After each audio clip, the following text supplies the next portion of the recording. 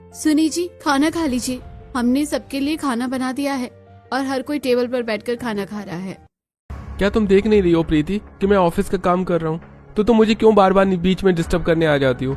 मुझे अभी खाना नहीं खाना है, जब खाना होगा तो बता दूंगा। हाँ बिल्कुल, आप तो अपने मनपसंद के समय पर बताएंगे ना, लेकिन हमारे बारे में कौन सोचता है? पूरा दिन 24 घंटे रसोई में खाना बनाने में ही लगे रहते हैं। हाँ?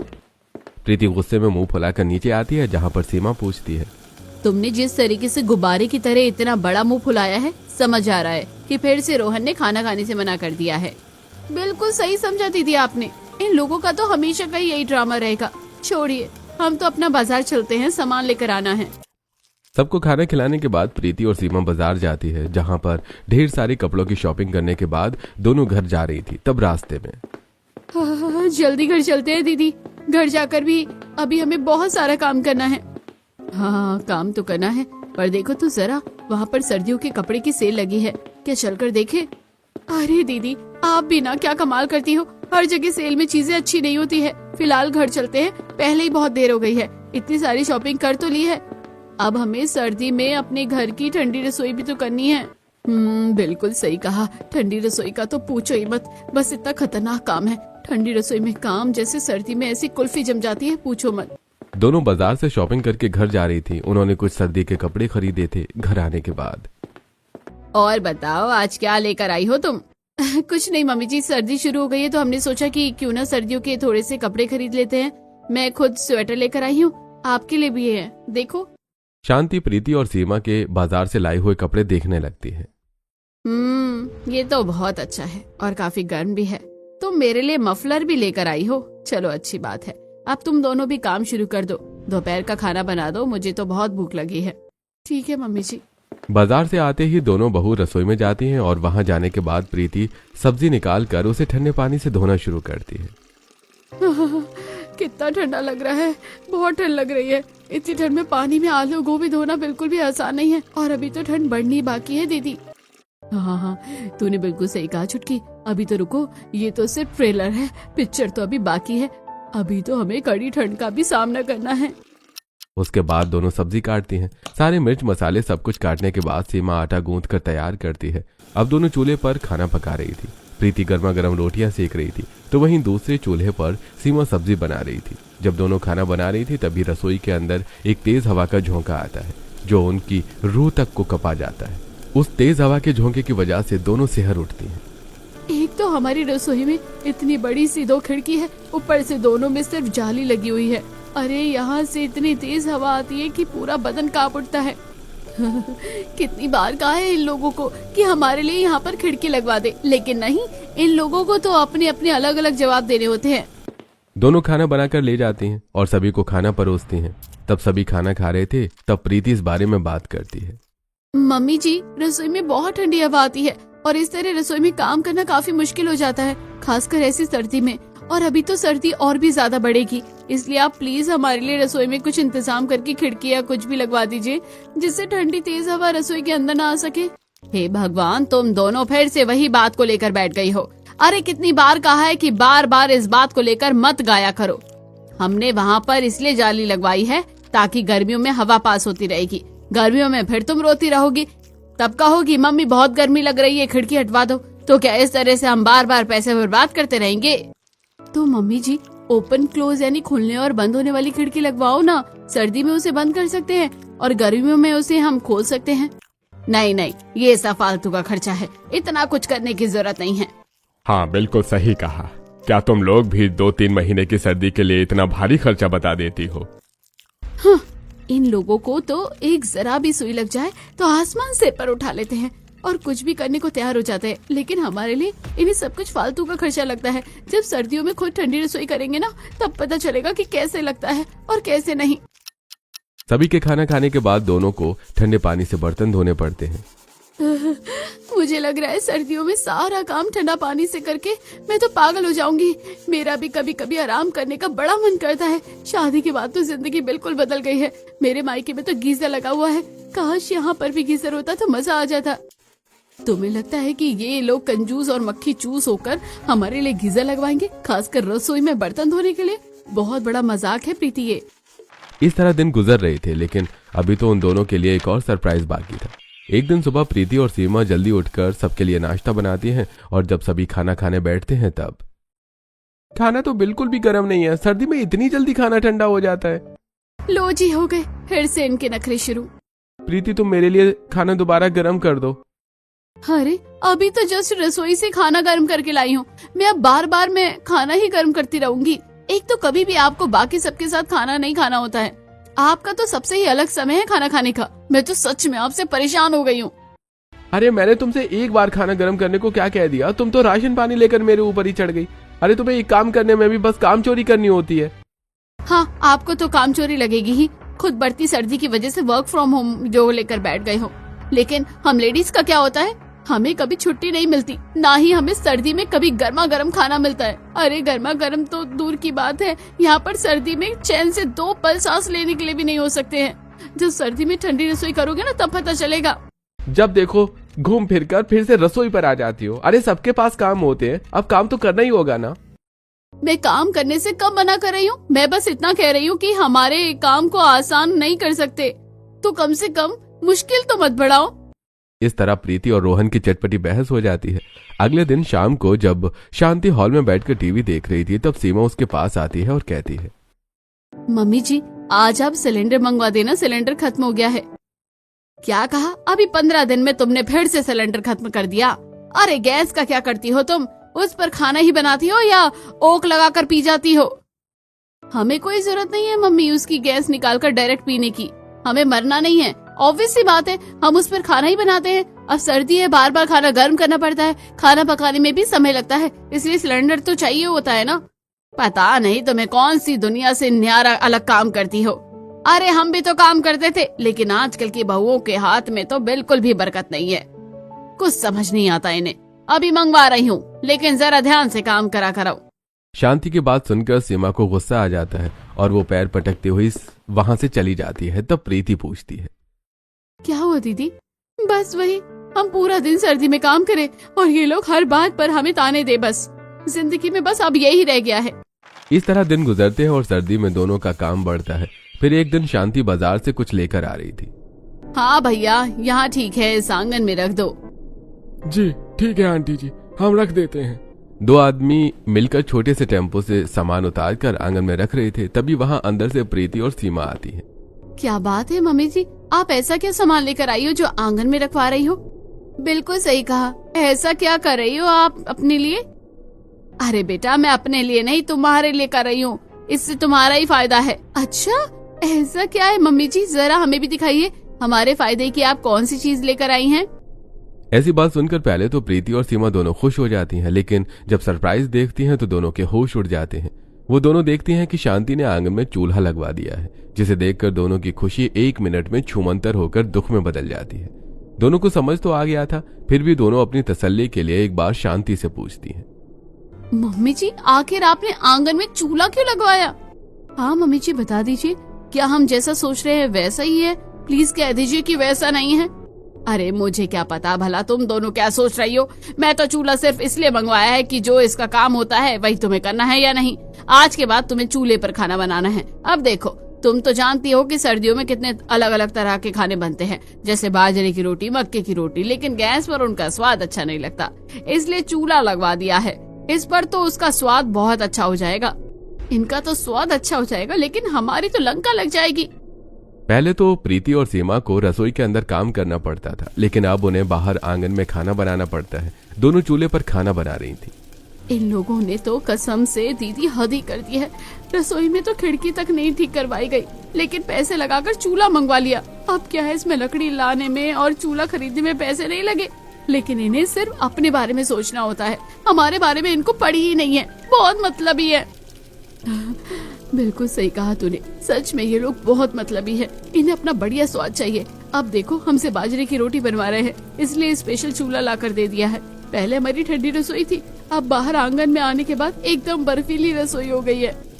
अब दोनों सुबह सुबह चूल्हे पर खाना बनाकर अंदर लेकर आती हैं, जहाँ सभी डाइनिंग टेबल पर खाने का इंतजार कर रहे थे। वाह, आज का खाना खाकर तो मजा ही आ गया। पालक का साग बाजरे की और मक्के की रोटी के साथ में बथुए का रायता भी। हाँ, खुशबू भी बहुत अच्छी आ रही है। तो फिर देरी किस बात की है, सभी खाना शुरू करते हैं। उसके बाद सभी खाना खाना शुरू करते हैं, लेकिन उनका मुंह बन जाता है। क्या बात है, खाना खाते ही आप सबने एकदम सड़े हुए बैंगन टमाटर जैसा मुंह क्यों बना लिया? इस खाने की वजह से। भला इस खाने में ऐसी क्या परेशानी है? परेशानी ही परेशानी है। अरे एकदम बिल्कुल ठंडा खाना हो गया है। तुम्हें तो पता है कि सर्दी में ठंडा खाना खाने का बिल्कुल भी मजा नहीं आता है। सच में मुझे भी खाने का स्वाद नहीं आ रहा है, बिल्कुल ठंडा खाना लग रहा है। हाँ भाभी, सर्दियों में तो एकदम गर्मा गर्म और उबलता हुआ खाना ही अच्छा लगता है। हम बिल्कुल अभी 2 मिनट पहले ही खाना बनाकर चूल्हे से फिर यहाँ लेकर आए हैं। अब ऐसा तो है नहीं कि हम फिर से खाना लेकर जाएं और चूल्हे में रखें। ओहो, जवाब तो देखो कैसे दे रही है, एकदम कड़ाकेदार। अरे हम तो क्या झूठ बोल रहे हैं। आप खाना ठंडा लग रहा है तो लग रहा है, दोबारा जाकर इसे गर्म कर दो, बात खत्म। बस इतनी सी बात है, फिर भी बात को आगे बढ़ा रही हो। शांति की बात सुनकर प्रीति को गुस्सा आ जाता है और वो गुस्से में सारा खाना लेकर वापस बाहर आती है और चूल्हे पर सारा खाना गर्म करके। मैं तो चाहती हूँ कि इस बार खाना एकदम तेज उबलता हुआ गर्म हो जाए कि इन सबकी जी भी जल जाए।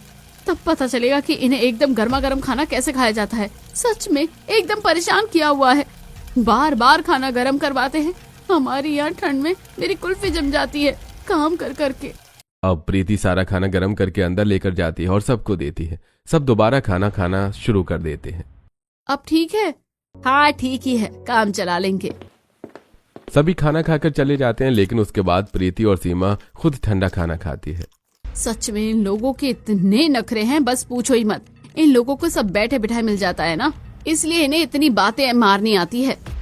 हम इतनी मेहनत से ठंडी रसोई में उनके लिए गर्मा गर्म खाना बनाते हैं, लेकिन इनको तो जरा भी कदर नहीं है, ऊपर से कमियां निकालते रहते हैं। अरे हम खुद ही ठंडा खाना खा रहे हैं, कोई हमें तो खाना गर्म करके नहीं देता।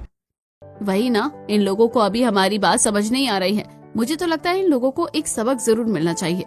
जो भी महिलाएं सर्दी में ठंडी रसोई में काम करती है, उन सबको सैल्यूट मिलना चाहिए। सच में उन्हें भी तो सर्दी लगती है, वो भी तो उनकी तरह इंसान है, लेकिन कोई इस बात को समझना नहीं चाहता है।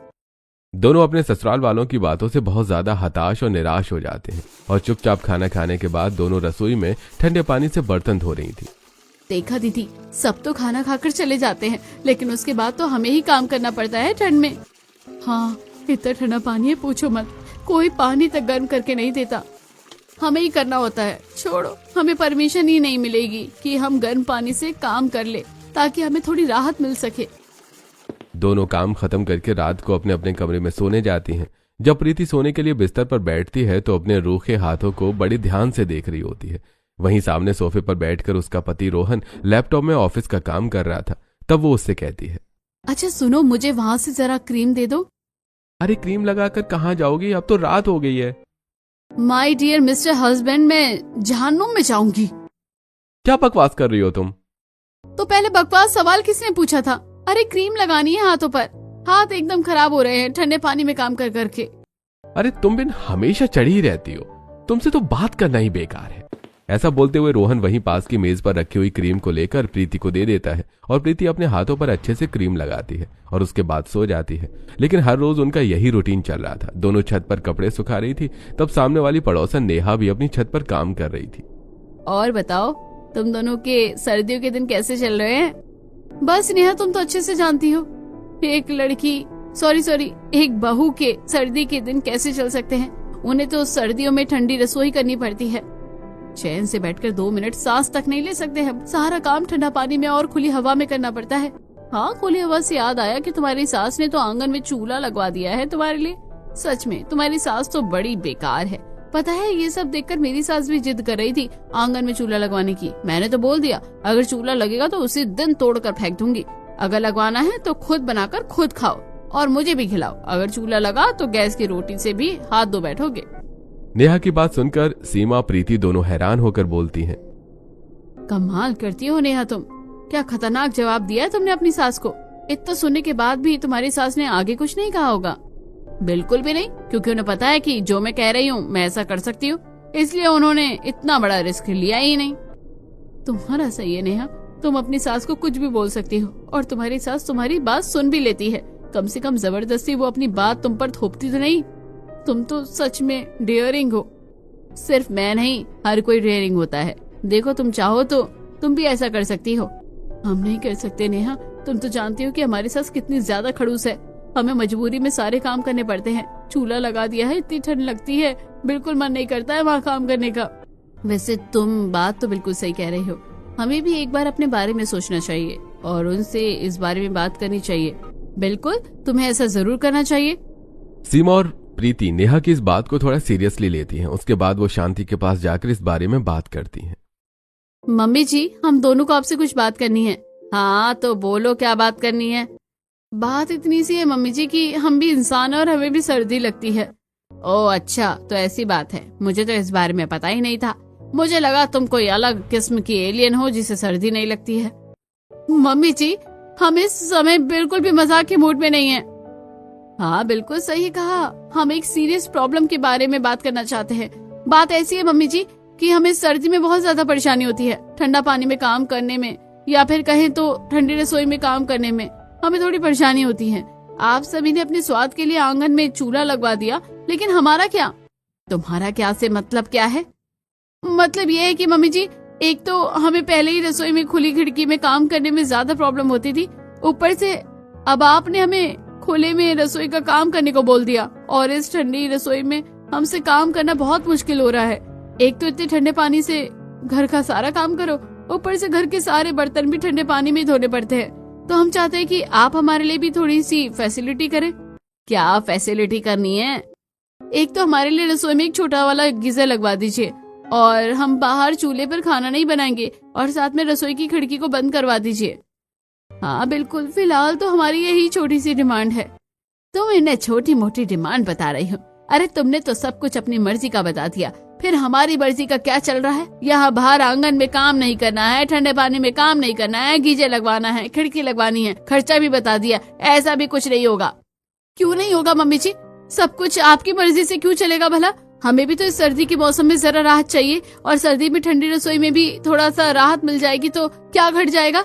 बहुत कुछ घट जाएगा। हमारा बजट खराब हो जाएगा और हमारा स्वाद भी खराब हो जाएगा अगर तुम चूल्हे पर खाना नहीं बनाओगी तो। सीमा और प्रीति शांति को समझाने की बहुत कोशिश करती हैं, लेकिन शांति समझने का नाम नहीं ले रही थी। तब दोनों वहां से चली जाती हैं और इस बारे में बात करती हैं। दीदी अब हम क्या करेंगे? मुझे भी कुछ समझ नहीं आ रहा प्रीति। दोनों का मुंह उतरा हुआ था। तभी सीमा के फोन पर फोन आता है। सीमा फोन उठाती है। नमस्ते मम्मी, कैसी हैं आप? नमस्ते बेटा, मैं बिल्कुल ठीक हूँ मेरी बच्ची, तुम बताओ तुम कैसी हो? बस मम्मी क्या बताऊँ, सर्दी में तो काम कर करके परेशान हो जाते हैं। सर्दी में ठंडी रसोई बड़ी मुश्किल होती है। सच में मन करता है कभी हमें भी ब्रेक मिलना चाहिए। हाँ तो चिंता मत करो, शायद ये मौका तुम्हारे लिए बिल्कुल सही है। तुम यहाँ पर आ जाओ, तुम्हारी बहन भी आ रही है, कुछ दिन मिलने आ जाओ। विदेश से आ रही है, बाद में पता नहीं कब आ पाएगी। ऐसी बात है मम्मी जी, तो मैं आ जाती हूँ। सीमा खुश होकर फोन काटती है और ये बात प्रीति को बताती है। तब प्रीति उदास होकर कहती है, दीदी आप तो मुझे यहाँ मुसीबत में अकेले छोड़कर चली जाओगी, मैं पीछे से क्या करूँगी? नहीं नहीं चिंता मत करो, मैं तुम्हें यहाँ मुसीबत में अकेले छोड़कर नहीं जाऊंगी। तुम भी एक काम करो, तुम भी अपने मायके चली जाओ। लेकिन हम दोनों को साथ में मायके जाने के लिए मम्मी जी बिल्कुल भी नहीं मानने वाली है और आपको तो मना नहीं कर सकती क्योंकि आपका जाना बनता है। बिल्कुल सही कहा, इसलिए हम ऐसा करेंगे, पहले तुम निकल जाना कुछ जरूरी बहाना बनाकर, फिर मैं चली जाऊंगी। क्योंकि जब हम यहाँ से जाएंगे तभी इन्हें समझ आएगा कि ऐसी सर्दी में रसोई में काम करने में कैसा होता है। अब अपने प्लान के अकॉर्डिंग प्रीति पहले मायके चली जाती है। फिर जब सीमा भी बैग पैक करके मायके जाने के लिए आती है तो, अरे बहू तू बैग पैक करके कहाँ जा रही है? कहीं नहीं मम्मी जी, बस अपने मायके जा रही हूँ। अरे ऐसे कैसे जा रही है? छोटी बहू भी चली गई और तू भी चली जाएगी तो घर का ध्यान कौन रखेगा?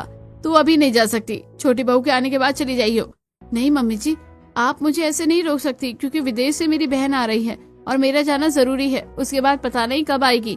वैसे भी हम बहुत सालों बाद मिल रहे हैं, इसलिए मेरा जाना बहुत जरूरी है। इतना कहकर सीमा अपने मायके चली जाती है। अब सीमा और प्रीति दोनों चली गई थी। इतनी ठंड में तो मेरी दोनों बहुएं चली गई, अब मैं क्या करूंगी? दोनों बहू के मायके जाने के बाद शांति तो अपना माथा पकड़ लेती है। जब रात को समय पर खाना नहीं मिलता तब सभी खाने के लिए चिल्लाते हैं, माँ अब तक खाना क्यों नहीं बनाया है? यह आवाज सुनकर शांति रसोई से बेलन लेकर आती है। ये क्या माँ, ये तो बहुत गलत बात है। मैंने तो बस आपसे पूछा था और आप तो बेलन लेकर मुझे पीटने ही आ गई। अबे नालायक, तुझे मारने नहीं आई हूँ, मैं बताने आई हूँ कि अभी टाइम लगेगा और मैं खाने आई थी। रिया चल मेरे साथ रसोई में जाकर जरा मेरी मदद करा दे। मम्मी जरा मुझे याद है कि कल मेरा पेपर है, मुझे तो उसके लिए पढ़ना है। मैं कमरे में जा रही हूँ, जब खाना बन जाए तो बुला लेना। इतना कहकर रसोई में शांति वापस आती है और फिर से वो काम करना शुरू करती है। बाप रे, बहुत ज्यादा ठंड हो रही है। ऊपर से मेरी बेटी भी नालायक और एक नंबर की कामचोर है, मेरी मदद तक नहीं करवा रही है। बहू को जल्दी ही फोन करना पड़ेगा, बड़ा मुश्किल है ठंडी में रसोई में काम करना। जैसे तैसे करके शांति एक हफ्ता बिताती है और वो प्रीति को कॉल करती है। मैं कह रही थी बेटा तुम कब आओगी? माफ करना मम्मी जी, मेरा आने का बिल्कुल मन नहीं कर रहा। वहाँ आकर मुझे सर्दी में ठंडी रसोई करनी पड़ती है, लेकिन यहाँ मेरे दिन सुख से बीत रहे हैं। मैंने कहा था ना मेरे घर पर गीजर है, मुझे तो मजा आ रहा है यहाँ। Okay bye, take care. इतना कहकर प्रीति कॉल कट कर देती है। हे भगवान, ये क्या मुसीबत है। हाँ, अब बड़ी बहू को फोन करती हूँ, वो मेरी बात जरूर मानेगी। शांति सीमा को कॉल करती है। मैं कह रही थी बेटा तुम यहाँ कब आओगी? मैं सोच रही थी मम्मी जी की सर्दियों के बाद ही आ जाऊँ, क्योंकि आपको तो पता ही है कि सर्दी में ठंडी रसोई करना कितना मुश्किल है। बाकी आप अपना ध्यान रखना, बाय बाय। इतना कहकर सीमा भी कॉल कट कर देती है। मेरी दोनों बहुओं ने तो मुझे धोखा दे दिया, इन दोनों को तो मैं बताऊंगी अच्छे से। शाम को शांति अपनी दोनों पड़ोसन से बात कर रही थी और उन्हें सारा हाल बताती है। अरे शांति, तू भी ना बच्चों की तरह जिद कर रही है। तू अपनी बहू को क्या बताएगी? अरे कम से कम तेरी बहू पहले से तेरी सारी बातें मानती तो थी। तूने उन्हें चूल्हा ला कर दिया, उन्होंने चुपचाप काम कर लिया, वरना आजकल ऐसा कौन करता है। मेरी बहू ने तो मुझे सीधा जवाब दे दिया कि चूल्हा घर में आया तो तोड़ दूंगी। सच में अपनी दोनों बहुओं से पंगा लेकर तूने भी मुसीबत मोल ली है, वरना अच्छा खासा तुझे गर्मा गर्म खाना खाने को तो मिल रहा था और चाय पकोड़े भी मिल रहे थे। मैं तो कहती हूँ अभी भी समय है, सब सुधार ले। जब तेरी बहू सारी बातें मानती है तो तू भी उनकी बात नहीं मानेगी तो उन्हें गुस्सा तो आएगा ही। अगर तू चाहती है कि तेरी बहू हमेशा तेरी बात माने तो उनके हक के लिए भी कुछ किया कर। शांति को उन दोनों की बात समझ आ जाती है। तुम दोनों बिल्कुल सही कह रहे हो, आज ही मैं कुछ करती हूँ। अब उसी दिन शांति घर जाकर रमेश को कहती है, आज ही रसोई में गीजर लग जाना चाहिए और रसोई की खिड़कियां भी बंद हो जानी चाहिए। अरे भला ऐसा क्यों? अब तुम्हारे ऊपर भी भूत सवार हो गया। ऐसा कुछ भी नहीं होगा, ठीक है ना? क्यों बेखाक का खर्च बढ़ाने की बात कर रही हो? देखो, मैं भी अपने जमाने में ठंडी रसोई की हूँ, मैंने तो ये सब झेल लिया, लेकिन अब बहू नहीं झेलेगी। अगर उनके हाथ का गर्मा गर्म खाना खाना है तो ऐसा करो, वरना रसोई का काम खुद करना पड़ेगा। मैं भी मायके चली जाऊंगी तो सोच लेना। नहीं पापा, अगर मम्मी भी मायके चलेगी तो हमारा क्या होगा? चलो हम कुछ करते हैं। अब शांति की फरमाइश के बाद तो घर में गीजर और रसोई में खिड़की भी लग जाती है।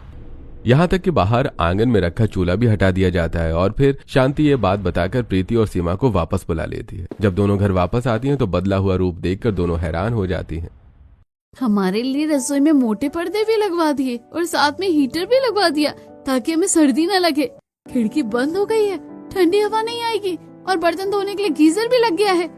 जब आपने फोन पर बताया तो मुझे विश्वास नहीं हुआ, क्योंकि पहले आपका सरप्राइज देख चुके थे कि चूल्हा था, तो हमें लगा कि इस बार का सरप्राइज भी कुछ अजीब होगा आपके फायदे के लिए। नहीं, तुम दोनों अपनी जगह बिल्कुल सही थी, इसलिए मैंने तुम्हारे लिए ऐसा किया। हमें खुशी है मम्मी जी, आपने हमें समझा और हमारे लिए इतना किया। Thank you so much. इस तरह सीमा और प्रीति की बात मान ली जाती है और अब उन्हें सर्दी में ठंडी रसोई से थोड़ी सी राहत मिल जाती है।